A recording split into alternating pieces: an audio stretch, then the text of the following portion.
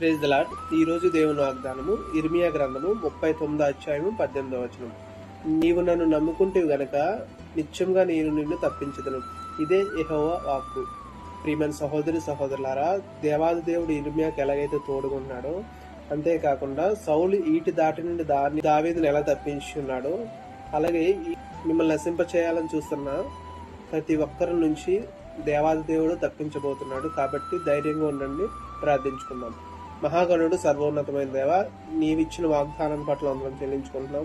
ఎన్నో దినములుగా తండ్రి నైనా మా శత్రువులు తండ్రి నైనా మా నాశనం కొరకు పొంచి ఉన్నారు దేవా. ఆ యొక్క తండ్రి నైనా శత్రు సైన్యం నుంచి మమ్మల్ని తప్పిస్తున్నందుకు వందనం చెల్లించుకుంటూ, ఎవరైతే తండ్రి నైనా పరిశుద్ధులు ఇంకా భయం కలిగి ఉన్నారో వాళ్ళ యొక్క హృదయంలో తండ్రి నైనా పరిశుద్ధులు నిబ్రం కలిగి ధైర్యం ఉండటకు గొప్ప శక్తిని, బలాన్ని, ధైర్యాన్ని దయచేయమని, ప్రతి సమస్య నుంచి కాచి కాపాడేవాడు నువ్వే నమ్ముచు ఈ కొద్ది స్తుతి ప్రార్థన మిమ్మల్ని అడిగి వేడుకుంటున్నాం తండ్రి. ఆమేన్.